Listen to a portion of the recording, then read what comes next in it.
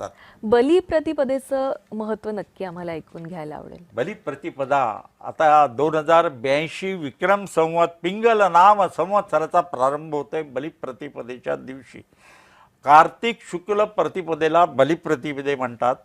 3.5 मुहूर्त जे सांगितलेत ना, गुढीपाडवा, अक्षय तृतीया, विजयादशमी आणि हा बलिप्रतिपदेचा हा 3.5 मुहूर्तातील दिवस. शुभ कार्य करायला बलिप्रतिपदा चांगली. त्या दिवशी सुवर्ण खरेदी करतात, शुभ कार्याचा प्रारंभ करतात, मौल्यवान मग वस्तूची लक्ष्मी खरेदी करतात. पूजनाला सुवर्ण खरेदी करावी की बलिप्रतिपदेला करावी? बलिप्रतिपदेला करावी. लक्ष्मी बरं. पूजन आपण करतो, ती अनेक जण लक्ष्मीची पूजा लक्ष्मी करतो, पूजनाला- चोपडा पूजन करतात. व्यापारी लोक लक्ष्मी पूजनाच्या दिवशी वहीची पूजा करतात. बरोबर. त्याच्यात हिशोब लिहायचे, विक्रम संवत नवीन विक्रम संवताचा हिशोब लिहायचा, त्याची पूजा करतात.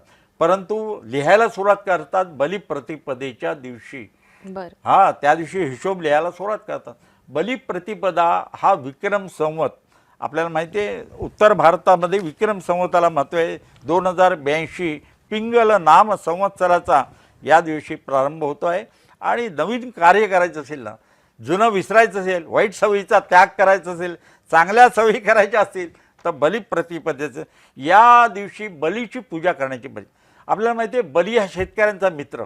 शेतकऱ्यांना त्याच्याकडे संपत्ती होती, सर्व संपत्ती त्यांनी एकत्र केली होती आणि त्या काळामध्ये ती संपत्ती जनता जनार्दनात जायला पाहिजे म्हणून बळीला पाताळात पाठवलं. ती कथा जी आपण सांगतो ती त्यासाठी आहे. आणि त्याची संपत्ती सर्व जनता जनार्दनाला मिळाली, म्हणजे विकेंद्रीकरण झालं बरोबर. संपत्तीचं. ही त्या काळातली गोष्टी सांगितलेल्या आहे बघा. आज आपण करतो संपत्तीचं विकेंद्रीकरण, गरिबाला सुद्धा सर्व गोष्टी मिळाल्या पाहिजेत यासाठी. तर ती बळीची कथा आहे. बळीची पूजा केली जाते आणि विंध्यावली तिच्या पत्नीचं नाव, तिचं सुद्धा पूजा केली जाते. या बळीची पूजा केली जाते. या दिवशी आणखी गंमत, विक्रम संवताची सुरुवात होते, गोवर्धन पर्वताची पूजा केली जाते. आता का केली जाते सांगतो, त्याच्यामागे कथा आहे. भगवान कृष्णाने सांगितलं काय जायचं, गोकुळवासी इंद्राची पूजा करायचे. का तर इंद्र पाऊस पाडतो असा गैरसमज होता, इंद्र पाऊस पाडतो. तेव्हा भगवान कृष्णाने सांगितलं, आज जी मुलं शाळेत शिकतात ना, ते त्या काळामध्ये कृष्णाने सांगितलं कथेमध्ये आहे की इंद्र पाऊस पाडित नाही, तर गोवर्धन पर्वताला ढग अडतात आणि त्यामुळं पाऊस पडतो. म्हणून पूजा करायची असेल तर इंद्राची करू क्या नका, बात. गोवर्धन पर्वताची पूजा करा. हे त्या काळामध्ये कृष्णाने गोकुळवासियांना सांगितलं. आणि ती कधी करा, कार्तिक शुक्ल प्रतिपदेला करा. म्हणून गोवर्धन पूजा केली जाते या दिवशी. आणखी अन्नकूट केलं जातं.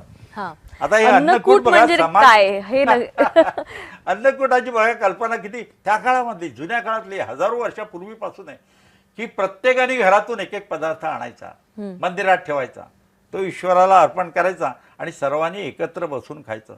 सहभोजन म्हणजे समाजामध्ये कोणी श्रेष्ठ, कोणी खाली, कोणी उच्च नीच नाही, सर्वांनी एकत्र बसून भोजन करायचं. त्या काळात पद्धत होती आणि त्यासाठी हे अन्नकूट निर्माण झालं. अन्न एकत्र करायचं आणि त्याचा प्रसाद सर्वांनी एकत्र बसून घ्यायचा. मोठा कोणी नाही, नीच कोणी नाही. म्हणजे वारकरी पंथात जे सांगितलं ना, बघितलं असेल, वारकरी पंढरपूरच्या वाळवंटामध्ये एकमेकाला नमस्कारतात, तुझ्यात पण ईश्वर आहे, माझ्यात पण ईश्वर आहे. समानता समाजातली हे अन्नकूटामध्ये सांगितलेली आहे. ईश्वराला दाखवायचं, अगोदर नैवेद्य अर्पण करायचा आणि तो सर्वांनी एकत्र बसून खायचा, हे अन्नकूट. आणि हे बलिप्रतिपदेला केलं तर 3.5 मुहूर्तातील हा दिवस हा महत्त्वाचा आहे. आणि म्हणून बलिप्रतिपदेचं हे महत्त्व आहे की दिवाळी पाडवा याला म्हणतात. आणखी एक महत्त्वाची गोष्ट, महिलांना विशेषतः, पत्नी पतीला ओवाळते या दिवशी. बरोबर. आणि पती तिला भेटवस्तू येतो.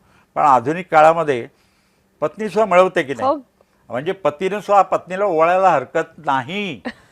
पतीनं सुद्धा पत्नीला ओवाळायचं, तिच्या वाढावं अशी प्रार्थना करायची आणि पत्नीनं पतीला ओवाळायचं आणि एकमेकाला भेटवस्तू द्यायची, काही हरकत नाही.